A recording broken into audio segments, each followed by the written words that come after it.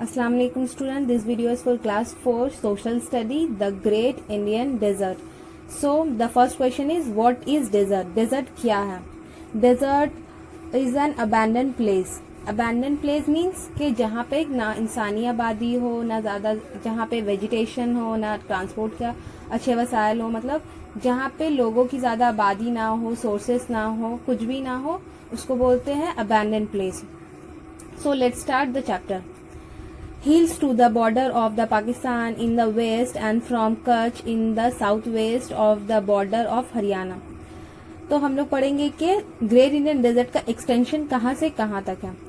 Great Indian desert का शुरुआत होता है पाकिस्तान के हिल्स के वेस्ट साइड में, पाकिस्तान के हिल्स से लेकर साउथ वेस्ट के हरियाणा के बॉर्डर तक इसका एक्सटेंशन है. साउथ वेस्ट के हरियाणा के बॉर्डर तक ये फैला हुआ है. The Indian desert is a partly sandy and partly rocky. इसका जो फॉर्म है वो पार्टली सैंडी है और पार्टली रॉकी है, मतलब थोड़ा बहुत ये सैंड, ज्यादातर इसका फॉर्म जो है वो सैंडी है, साथ ही साथ उसमें रॉक्स भी मिले हुए हैं. The desert is full of sand dunes. Desert में बहुत सारे सैंड ड्यून्स है. So what is sand dunes? Sand dunes क्या है? सैंड ड्यून्स बोलते हैं, sand dunes are small hills of sand. जब डेजर्ट में बहुत ज्यादा स्टॉर्मी एयर चलता है तो वो क्या करता है कि सैंड को एक जगह पे जमा कर देता है और छोटा हिल्स का शेप दे देता है, तो उसको बोलते हैं sand dunes. The sand gather in a heap and takes the shape of a dune. और उसको एक शेप दे देता है और उसको हम लोग बोलते हैं dunes. Stormy wind take this dunes to the other place. अब ये जो सैंड ड्यून्स होता है वो हमेशा एक जगह पे नहीं रहता है, एक जगह से दूसरी जगह शिफ्ट होता रहता है. जिस तरह से जब बहुत ज्यादा तेज तूफान चलती है तो वो सैंड ड्यून्स को एक जगह से दूसरी जगह शिफ्ट करते रहते हैं, कभी यहाँ कभी वहां, जिस वे में हवा का रुख होता है. The only river. अब हम लोग आते हैं रिवर के. ग्रेट इंडियन डेजर्ट में कौन कौन से रिवर्स बहते हैं? The only river in the Indian desert is the Luni which is a seasonal river. Desert में सिर्फ एक ही रिवर बहता है ग्रेट इंडियन डेजर्ट में, वो है लूनी रिवर, और वो भी सीजनल है, मतलब ये सिर्फ मानसून के सीजन में ही उसमें पानी रहता है, अदर सीजन में वो सूखा पड़ जाता है. Now come to the next point is climate. Climate वहां ग्रेट इंडियन डेजर्ट में किस टाइप का क्लाइमेट है? The climate in the desert is extreme. मतलब वहां का जो क्लाइमेट है वो एक्सट्रीम टाइप का है. गर्मी में बहुत ज्यादा गर्मी होती है और ठंडी में बहुत ज्यादा ठंडी होती है. Very hot in summer. Summer में बहुत गर्मी और ठंडी में, विंटर में बहुत ठंड होती है. Also there is a big difference between the day and the night temperature. The big difference the day and the night temperature.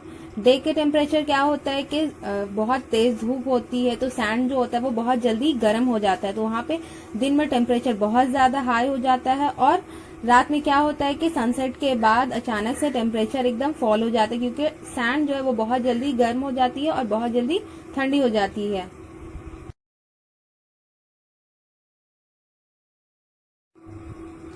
Thus the day are very hot but night are cool. इसलिए जो day होता है दिन के वक्त बहुत गर्मी होती है और रात जो है वो ठंडा होता है. Are there is very little rainfall. वहां पे बारिश वैसे ही बहुत कम होती है, एज वी नो कि वहां पे वेजिटेशन नहीं है, पेड़ पौधे नहीं है, तो बारिश तो वैसे ही कम होगी. Water is scarce here.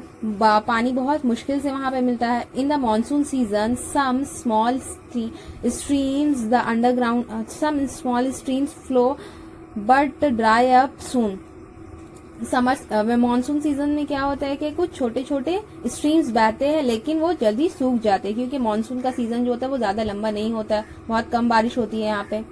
Eight a few place the underground water comes up to the surface and form big pools. अब जो थोड़ी बहुत बारिश होती है वो अंडरग्राउंड में जाकर वो सेव हो जाती है और एक सरफेस में आकर जब वो पूल की शक्ल में दिखाई देती है, उस पूल को बोलते हैं such a places is called oasis. Oasis किसे कहते हैं? What is oasis? डेजर्ट में जहाँ पे जगह जगह पे थोड़े बहुत पानी नजर आते हैं वो सारी जगह को हम लोग बोलते हैं ओएसिस. और आप लोग ये हाईलाइटेड पार्ट को जरूर पढ़े. वेजिटेशन. आते हैं हम लोग नेक्स्ट टॉपिक की तरफ. Vegetation. Some trees and some trees and grass grow in the oasis, क्योंकि ओएसिस में आसपास थोड़ा पानी मिल जाता है तो वहाँ पे कुछ पेड़ पौधे और कुछ ग्रास पैदा होते हैं. उसमें कीकर, बबूल एंड थॉर्नी बुशेज होता है, क्योंकि पानी ज़्यादा नहीं होने की वजह से वहाँ पे थॉर्नी बुशेज ही होते हैं. Sources of water next topic है. सोर्सेस ऑफ वाटर, अब वहाँ पे तो पानी बारिश हो नहीं रही है तो वहाँ के लोगों को रहन सहन के लिए हर चीज़ के लिए वाटर का ज़रूरत हो, तो कैसे वो लोग पानी को वाटर सोर्सेस क्या, वाटर क्या सोर्सेस क्या है. Rajasthan get water for irrigation from the Bhakra canal. Rajasthan में इरिगेशन के लिए वो लोग भगरा कैनल का यूज करते हैं. The canal irrigates the Shri Ganganagar and Bikaner district which are now as fertile as northern plain of India. Bhagra Canal, these canal irrigate the Srinagar. ये जो कैनल है ये श्री गंगानगर और बीकानेर डिस्ट्रिक्ट को क्या करता है, फर्टाइल करता है. जो नॉर्थ प्लेन ऑफ इंडिया का नॉर्थ प्लेन जो हम लोग चैप्टर 2 में पढ़ चुके हैं, वहां पे वो उस पार्ट को फर्टाइल करता है. After the completion of Indira Gandhi canal बनने के बाद से the faces of the desert has altogether change. Desert का भी जो हाल है वो बदल चुका है. कैसे? The government developed a big wheat farm at Suratgarh near Shri Ganganagar which has become a green and fertile crop growing area. Indira Gandhi canal के बनने के बाद से वो इलाका जो है वहां पे वीट की काश्तकारी होती है और वहां का वो सबसे ज्यादा become a green and fertile crop growing area. मतलब वहां पे वो सबसे ज्यादा फर्टाइल और सबसे ज्यादा वीट ग्रोइंग एरिया बन चुका है. अब नेक्स्ट टॉपिक है famous cities. Great Indian desert में कौन कौन से फेमस सिटीज है? Important towns of Rajasthan are Jaipur, Bikaner, Udaipur, Alwar, Jodhpur, Kota and Ajmer. ये सारे फेमस सिटीज हैं ग्रेट इंडियन डेजर्ट में. Pilani is a city which is famous for educational institution.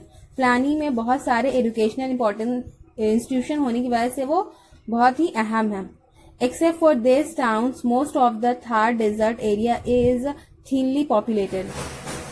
ये सारे एरिया होने के बावजूद थार रीजन में बहुत सारे एरिया है जहाँ पे छोटी छोटी आबादी, मतलब ज्यादा पॉपुलेटेड नहीं है, थिनली पॉपुलेटेड, बहुत कम ही पॉपुलेटेड है वो. वहाँ पे लोगों की ज्यादा आबादी नहीं है. The people in the desert led a nomadic life. वहाँ के जो लोग हैं वो नॉमेडिक लाइफ जीते हैं. नॉमेडिक मीन्स जो they move from one place to another, मतलब कि वो लोग एक जगह पे कायम नहीं रहते, यहाँ से वहाँ घूम घूम कर अपनी जिंदगी गुजारते हैं. दे आर कॉल्ड बंजाराज और नोमैड्स. इनको बंजारा या नोमैड्स भी कहते हैं. Next topic is source of transport. वहां पे किस किस टाइप का सोर्सेस है ट्रांसपोर्ट का? They use the camel as a means of transport. Camel are known as the ship of the desert because they can move across the sand with ease due to their padded feet.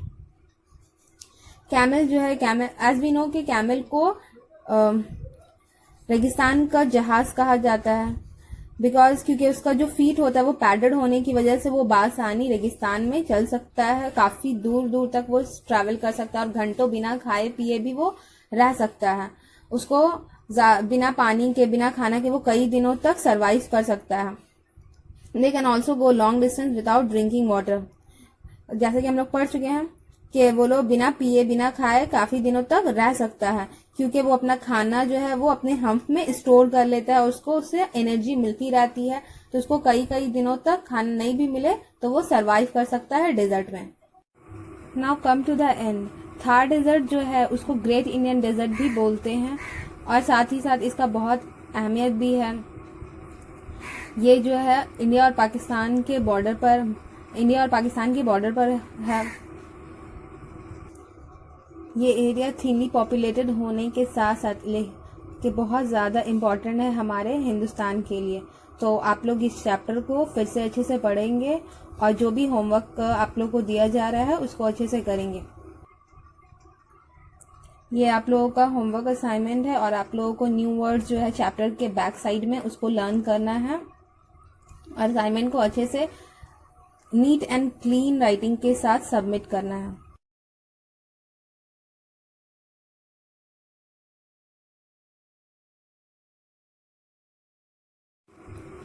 If you have any question regarding this chapter, then ask in comment section.